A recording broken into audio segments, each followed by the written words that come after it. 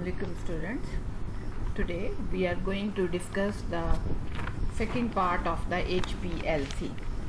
In first part of HPLC we discussed that what is HPLC and we have seen the instrumentation of the HPLC. Today we will discuss in detail the instrumentation of HPLC in this lecture. Here in the second part we will discuss first of all just the outline of the apparatus that is used in HPLC.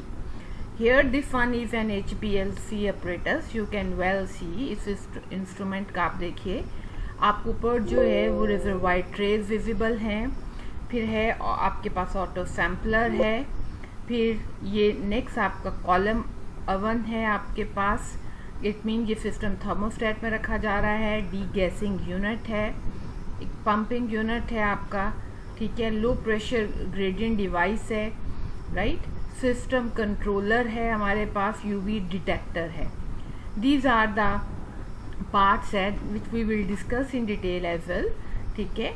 अब हम वो जो आपका flow sheet diagram थी, if you people remember, recall that one, ठीक है. अब उसी को जहन में रखते हुए हम आगे डिस्कशन करने जा रहे हैं.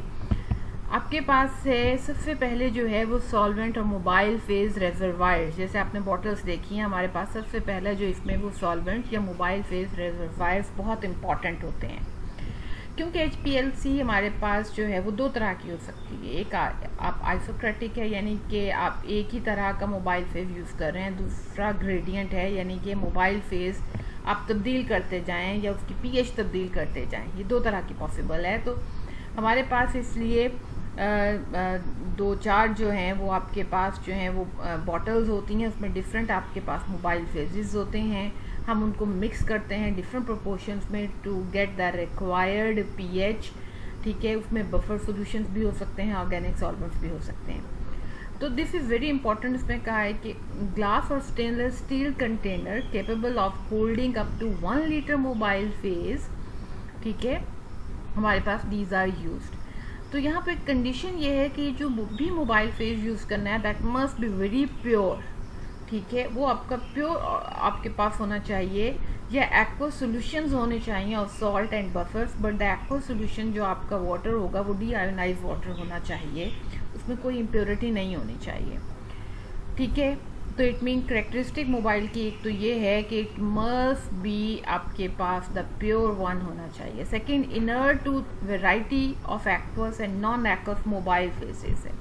आपके ये जो कंटेनर्स जो होते हैं ये आपके पास रिएक्ट नहीं करना चाहिए. ये ना हो कि आपने मोबाइल फेस डाला कोई तो आपका वो रिएक्शन होना शुरू हो जाए आपका कंटेनर का उसके साथ. जब उसमें कोई भी सॉल्ट या कोई हैवी मेटल्स जो हैं वो आपके पास जो हैं वो अपने पीक्स शो करना शुरू कर देंगी, वो आपके रिजल्ट को कंटामिनेट कर देंगी. तो आपका जो container holder, mobile face holder है, जो कंटेनर्स हैं, that must be the inner towards the mobile phase that we keep inside that one. Next is the stainless steel should be avoided for the use with solvent containing halide. अगर हमारे पास अगर ऐसा कोई solvent है जिसमें like आपने जो है इथाइल क्लोराइड लिया है, ठीक है, या आपने क्लोरोफॉर्म लिया है, तो फिर हम वहाँ पे स्टेनलेस स्टील जो है उसके कंटेनर्स जो है उनका यूज़ जो है वो उनको अवॉइड करते हैं. तो this is right from the starting कि हमारे पास जो वो बॉटल्स हैं हमने उनके बारे में देखा. अब है उन बॉटल्स के अंदर जो भी आपका मोबाइल फेज है, हमने कहा कि वो प्योर होना चाहिए. सेकंड, हमें वो डी गैस करना चाहिए. वो क्यों करना चाहिए तो देखते हैं. In many cases the aqueous solvent और some organic solvents are degassed prior to use. उसकी रीज़न ये होती है बेटे कि अगर हम लिक्विड की डी गैसिंग नहीं करेंगे तो वो जो भी ट्रैप्ड गैसेस होंगी वो अपनी पीक्स देना शुरू कर देंगी, क्योंकि इसके जो डिटेक्टर्स होते हैं वो बहुत सेंसिटिव होते हैं. लाइक अगर ऑक्सीजन ट्रैप्ड है, कार्बन डाइऑक्साइड ट्रैप्ड है, तो उसकी पीक आना शुरू हो जाएगी, तो it will contaminate the result. तो we have to carry out the degassing of जो है ऑफ द मोबाइल फेज. तो जो मोबाइल फेज आपका है वो डी गैस होना चाहिए. Degassing is done to prevent the formation of the gas bubbles in the pump. एक तो पंप में ना बने, और डिटेक्टर जो भी मैंने डिस्कशन किया आपके साथ, ठीक है। मोबाइल फेज आरडी गैस, अब कैसे हम उसे कर सकते हैं? Number 1, by stirring of the mobile phase under the vacuum, आप उसे वैक्यूम में स्टेर करें, जाहिर है एयर जो ट्रैप्ड है वो बाहर निकल जाएगी। नेक्स्ट इज सोनिकेशन आप कर लें, और आप उसे जो है वो स्पेयरिंग कर लें विद द हीलियम गैस। आप जब प्रेशर से हीलियम गैस गुजारेंगे तो हीलियम डिस्प्लेस कर देगी, हीलियम तो इनर्ट है, हीलियम का जाहिर है कोई पीक नहीं है, ये अपेयर नहीं हो गई इसमें, ठीक है। अच्छा, फिर है mobile phase or filter to remove the आपके पास particular matter so that may clog the system. Like अगर उसमें कुछ सॉलिड माइन्यूट इम्प्योरिटीज़ हैं तो वो जाके आगे आपका जो पंपिंग सिस्टम है उसमें ट्यूबिंग वगैरह को जो है वो ब्लॉक कर सकती हैं। तो वही बात आ गई कि सबसे पहले it must be very very pure in every sense, ये प्योर होना चाहिए आपके पास। Purity matters a lot in HPLC of the mobile phase, ठीक है। सेकेंड, हमने इसकी डी गैसिंग है जो हमने सोनिकेशन से कर लें, उसे बाय हीटिंग कर लें। हीटिंग से भी आपके पास गैसेस जो हैं वो अगर डिज़ोल्व में है तो वो अनडिज़ोल्व हो जाएंगी, निकल जाएंगी आपके पास, ठीक है। सोनिकेशन कर लें, मैग्नेटिक स्टेयर यूज़ कर लें, these are the possible ways है। एक और इम्पॉर्टेंट चीज़ जो आपने ज़हन में रखनी है दैट इज़ द ट्यूबिंग है। आपकी जो ट्यूब्स यूज़ करनी है इस पूरे apparatus के अंदर, that should be inert, have ability to withstand the pressure, able to carry the sufficient volume, ठीक है। ये ना हो कि आपका ट्यूबिंग ऐसे मटेरियल की हो कि वो ये रिएक्ट करके बैठ जाए। द नेक्स्ट वन इम्पॉर्टेंट चीज़, जब आपका मोबाइल फेस आपने सेलेक्ट कर लिया, प्योर है, आपने अपने सिस्टम को जो भी अपरेटस है आपने देख लिया कि उसका मटेरियल क्या होना चाहिए, आपके कंटेनर्स कैसे होने चाहिए, उसके बाद नेक्स्ट इम्पॉर्टेंट स्टेप आता है पंप। क्योंकि HPLC में बेसिक चीज़ हमने करनी क्या है, हमने प्रेशर डिवेल्प करना है, और प्रेशर कैसे डिवेल्प करेंगे? With the help of the pump करेंगे। जो पंप इसमें हम यूज़ करते हैं, द सॉल्वेंट और the mobile phase must be pass through a column at a pressure up to 6000 PSI, ठीक है। या हमारे पास जो है वो 414 बार, मतलब ये आपका प्रेशर जो है, हमें कम से कम जो प्रेशर हमें HPLC में रखना होता है वो 6000 PSI यानी पर स्क्वायर इंच हमें ये मेंटेन करना होता है। अब है इसके लिए हमें पंप चाहिए।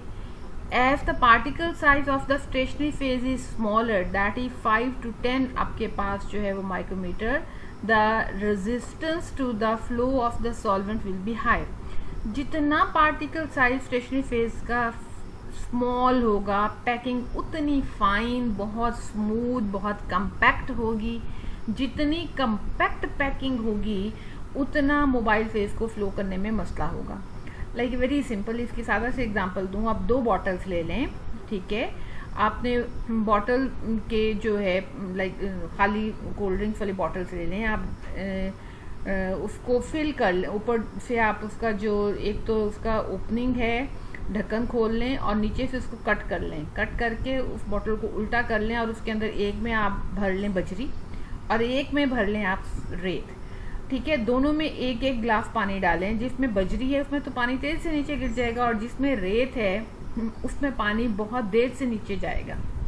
तो ये तो एक सादा से एग्जांपल है कि आपका स्टेशनरी फेज के पार्टिकल जितने फाइन होंगे उतना ज़्यादा रेजिस्टेंस क्रिएट करेंगे for the flow of the mobile phase, हो गया, ठीक।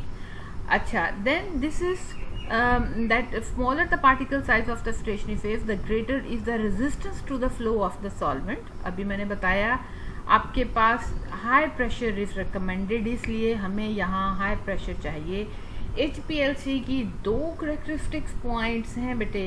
नंबर 1, इसका स्टेशनरी फेज का particle size should be very very small, ये बहुत थोड़ा होना चाहिए ताकि एडी डिफ्यूजन को ख़त्म कर सकें according to van Deemter equation. Second, हमने यहाँ पे B को रिड्यूस करने के लिए, डिफ्यूजन वैल्यू को, लॉन्गिट्यूडनल डिफ्यूजन को कम करने के लिए हमने करना क्या है कि इसमें हमने टाइम इसे कम से कम देना है अपना सोल्यूट को कॉलम के अंदर, और कम से कम टाइम देने के लिए जाहिर है हमें इसे तेज़ी से कॉलम से गुजारना है, और तेज़ी से गुजारने के लिए हमें मोबाइल फेस प्रेशर के साथ इसके ऊपर से गुजारना पड़ेगा। ठीक हो गया। तो so for this purpose we need the pump, हमें इसमें पंप चाहिए। अब है रिक्वायरमेंट ऑफ पंप्स क्या है कि पंप्स करेंगे क्या। Number 1 the generation of pressure of about 6000 psi जो लीस्ट रिक्वायरमेंट है, ये लीस्ट है। हम 8000 psi तक मोस्टली वो करते हैं, डिपेंड करता है हम उसमें situation to situation pressure vary करता है। नंबर 2 हमारे पास pulse free output and all materials in the pump should be chemically resistance to the solvent. Pulse free, अगर पल्सेस आएंगी तो बेटे वो पल्सेस तो जाके आपका सिग्नल्स देंगी, तो यहाँ पे ये है कि स्मूथ फ्लो होना चाहिए।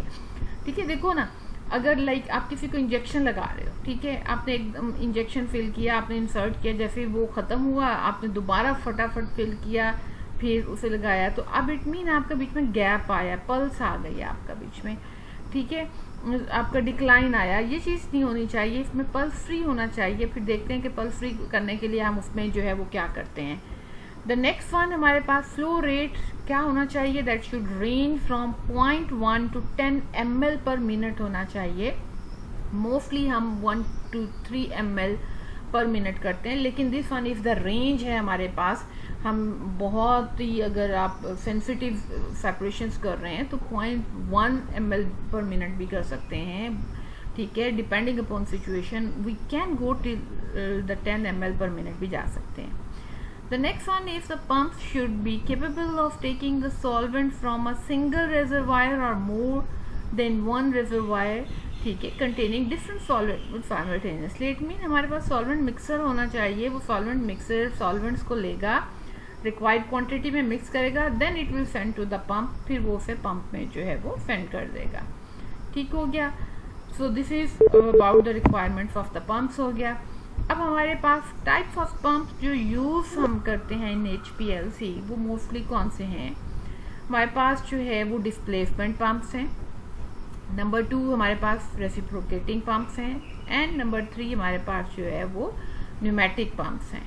ठीक है, अब हम इन पंप्स की जो है वो डिटेल जो है उसको देखते हैं, लेकिन उससे पहले थोड़ा सा आप देखिए कि हमारे पास जो है what we need over there आपके पास यहाँ पे HPLC पंप है।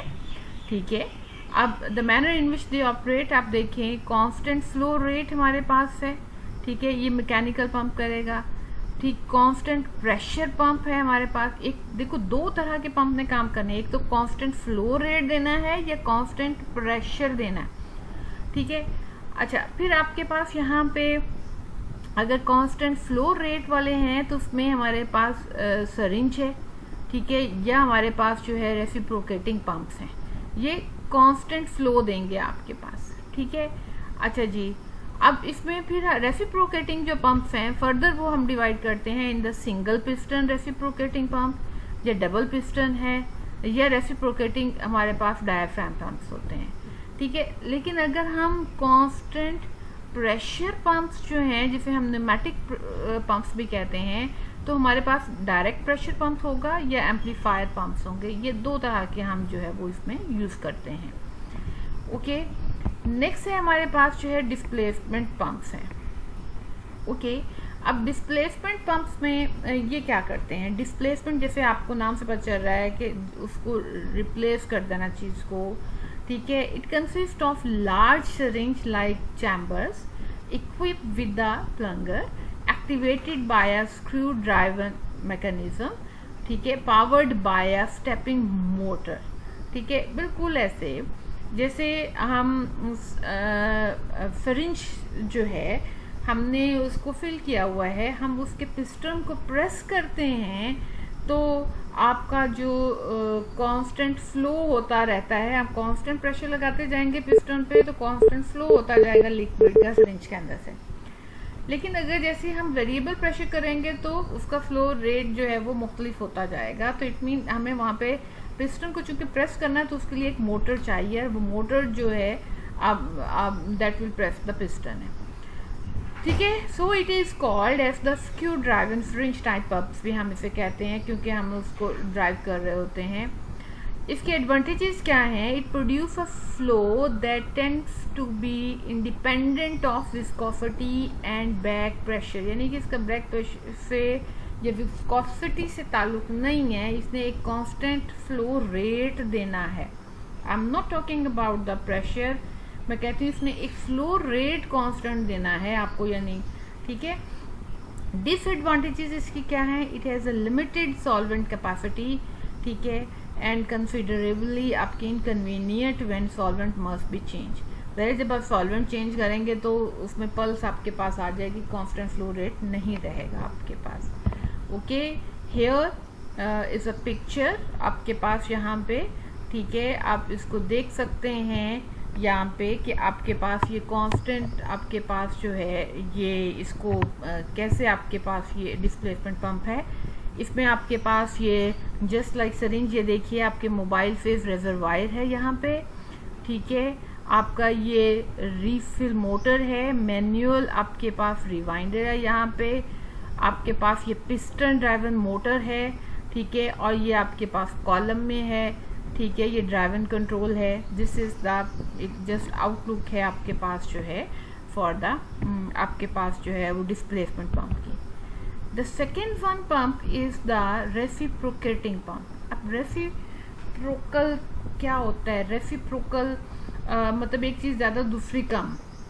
तो दिस पंप आपके पास transmits alternative pressure to the solvent through a flexible diaphragm which in turn is आपके पास hydraulically pumped by a reciprocating pump है, यानी कि इसमें आपके पास जो है ये रेसिप्रोक करेगा, यानी कि एकदम आपके पास जो है इसके डिसएडवांटेजेस क्या हैं? It produces a pulse flow which is damn because the pulses appear as baseline noise on the आपके पास क्रोमेटोग्राफ। बार बार आपकी वो पीक्स आती जाएंगी, ठीक है, और उन पीक से हमें बैक नॉइज जो है वो है। देखो ना, एक चीज होती है, एक पीक्स आती हैं आपके सैंपल की, सोल्यूट की, एक पीक्स आती हैं उसे कहते हैं नॉइज, जो बार बार पीक्स रिपीट हो रही होती है उसे नॉइज कहते हैं। तो ये नॉइज क्रिएट करेगा क्योंकि इसमें आपके पास जो है यहाँ पे प्रेशर बार बार वेरिएबल कर रहा है आपका, ठीक है। Okay, this can be overcome by the use of the dual pump आपके हेड और द एलिप्टिकल आपके पास cams to minimize such pulsation. हमें पल्सेशन को ख़त्म करना है। अच्छा, पल्स का बिल्कुल ऐसे यू माइट हैव नोटेड बेटे, पल्स को आप यूँ समझें कि अगर एक तार है आपके फेन में लटकी हुई जिस पे आप कपड़े हैंग करते हैं, आप उसमें एक साइड से हिलाते हैं तो उसमें वेव्स आएंगी, ठीक है, यानी कि ऊपर से नीचे यूं तार आपकी ऐसे से वाइब्रेट करेगी, तो इट मीन ये पल्सेशन होना शुरू हो जाती है। तो सेम केस इज हियर, जब यहाँ पे आपके पास प्रेशर चेंज करेगा तो उससे पल्सेशन क्रिएट होगी। जब पल्सेशन क्रिएट होगी तो आपका जो उसमें आपका क्रोमेटोग्राम आएगा उसमें नॉइज क्रिएट होना शुरू हो जाएगा। रेसिप्रोकल पंप का जो है वो आउटलेट यहाँ पे आपके पास इसका जो है वो शो किया गया है। यहाँ पे आपके पास एक इनलेट वाल्व होता है, एक आउटलेट वाल्व होता है, बिल्कुल जैसे हार्ट में हमारे पास ब्लड जाता है, ठीक है। तो एकदम आपके पास जो है वो इसमें आपके पास जो है वो वेंट्रिकल्स एंड आर्टिकल्स दोनों का काम होता है, ठीक है। एकदम आपका एक पार्ट जो है वो आपका कॉन्ट्रैक्ट करता है, दूसरा रिलैक्स करता है, फिर दूसरा पार्ट आपका कॉन्ट्रैक्ट करता है तो पहला रिलैक्स करता है, ठीक है। आपके पास इसी तरीके से एक आउटलेट चेक वाल्व होता है और एक इनलेट चेक वाल्व होता है। तो अगर आउटलेट खुला है तो इनलेट बंद है, अगर इनलेट खुला है तो आउटलेट आपका जो है वो बंद होगा, ठीक है। अब आपके पास यहाँ पे यू कैन सी हियर आपके पास यहाँ पे मोटर है, ठीक है, और ये आपके पास यहाँ पे प्लंजर है, ठीक है, आपकी सील लगी हुई है, पंप हेड है आपके पास, ये आपके पास जो है यहाँ पे चेक बॉल्स लगे हुए हैं, मोबाइल फेज इन जा रहा है आपका, ठीक है। मोबाइल फेज इन का मतलब है ये रिजर्वायर टैंक से जो आपके पास आ रहा है, ठीक है, और मोबाइल फेज आउट है, यानी कि ये चेक बॉल्व आपका जो आउट है ये आपका उसमें जो आपका एनालिटिकल कॉलम है उसमें ये सेंड कर रहा है। तो जाहिर है जब ये इन ले रहा है ठीक है, तो उस वक्त आउट नहीं जा रहा। जब ये इसने एक दफ़ा फिल हो गया पंप, इसने प्रेशर मेंटेन कर लिया, फिर अब ये वो उसको आउट सेंड करेगा, फिर ये इन लेगा, फिर करेगा। इट मीन इस दौरान में तो उसका प्रेशर बार बार वेरिएबल हो रहा है। ठीक है, so in this way this pump is going to work. ठीक है, यहाँ पे हमारे पास जो है वो schematic representation of solvent flow हमारे पास यहाँ पे उसकी दिखाई गई है। ज़रा उसको देखिए। हमारे पास a single piston pump with the flow filling cycle आपके पास यहाँ पे ये डिफरेंट है। इसमें ड्यूअल पिस्टन पंप है। ठीक है, तो ये आपके पास सॉर्ट ऑफ जो है ये थोड़ा सा उसका जो फ्लो रेट है उसको दिखा रहा है। एडवांटेजेस क्या हैं आपके पास इन पंप्स की? तो एक तो आपके पास रेसिप्रोकेटिंग पंप है या दूसरा पंप है, उसकी है स्मॉल इंटरनल वॉल्यूम्स इनके होते हैं। ठीक है, high output pressure up to हमारे पास जो है इनका 10,000 psi तक हम कर सकते हैं। ठीक है, अडेप्टेबिलिटी टू ग्रेडियंट इल्यूजन, यानी कि हम इसमें ग्रेडियंट इल्यूजन कर सकते हैं। ग्रेडियंट मैंने आपको पहले बताया, बार बार चेंज करना। आपने जो है वो pH चेंज कर रहे हैं या आप उसकी केमिकल नेचर को चेंज कर रहे हैं। ठीक है, वो आप उसे कर सकते हैं। Large solvent capacities and constant flow rate आपके पास यहाँ पे इसमें इसकी एडवांटेज है। Largely independent of column back pressure and solvent viscosity जो है उसका आपके पास है। अच्छा, बैक प्रेशर की बात क्या कर रही हूँ मैं? बैक प्रेशर ये है बेटे कि जैसे आपने फ्रिंज है बिलफर्स, ठीक है, आप फ्रिंज लेके आपने वो जो बॉटल सैंड से भरी हुई है, आपने उसके अंदर जो है मोबाइल फेस जो है वो डाल रहे हैं। ठीक, मोबाइल फेस गया, जब मोबाइल फेस अंदर तो थोड़ा सा चला गया आगे, उससे रेजिस्टेंस फेस करनी पड़ी स्टेशनरी फेस से, तो वो मोबाइल फेस आगे नहीं जाएगा। तो आप जिस प्रेशर के साथ आप उसे सेंड कर रहे थे, अब उसी प्रेशर के साथ आप करते जाओगे, उसमें इंट्रोड्यूस करते जाओगे, लिक्विड पोर करते जाओगे, वो तो स्टेशनरी फेस की लेयर्स को डैमेज कर देगा।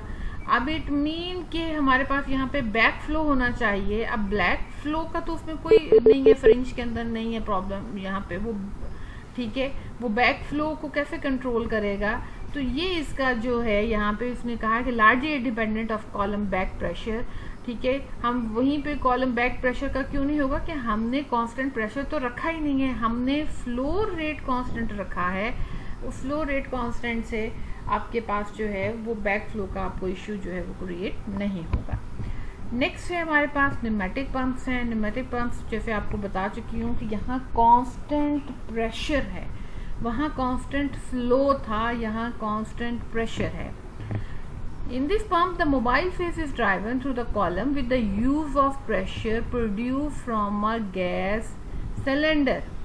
ठीक है, आपके पास इसमें क्या होता है कि आपने सॉल्वेंट ले लिया, सॉल्वेंट आपने रेजरवायर से, ठीक है, और उसमें आप फिर एक खास प्रेशर के साथ गैस डालेंगे।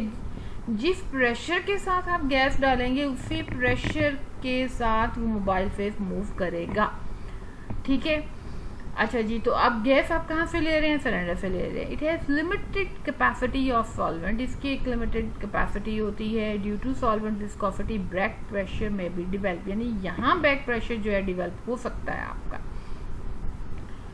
Okay, the next come to हमारे पास पंप सैंपल इंजेक्टर सिस्टम्स जो हैं। अब आपने मोबाइल फेस भी ले लिया, if you remember the flow sheet diagram, हमने वहाँ पे रेजरवायर लिए, रेजरवायर से हम उससे पंपिंग गेज में ले गए, फिर हम पंप में ले गए, मिक्सिंग चैम्बर आ गया हमारे पास। मिक्सिंग चैम्बर के बाद अब आपने और फिर पंप है आपका, आपने अब उसे लेना है एनालिटिकल कॉलम में। अब एनालिटिकल कॉलम तो आपका पहले से पैक कॉलम है, हमने उस कॉलम के अंदर मज़ीद जो काम करना है वो आपने उसमें सैंपल इंट्रोड्यूस करना है। अब सैंपल को कैसे इंट्रोड्यूस करना है that we will discuss in the next video. ठीक है, इंशाल्लाह we will discuss in the next video about that.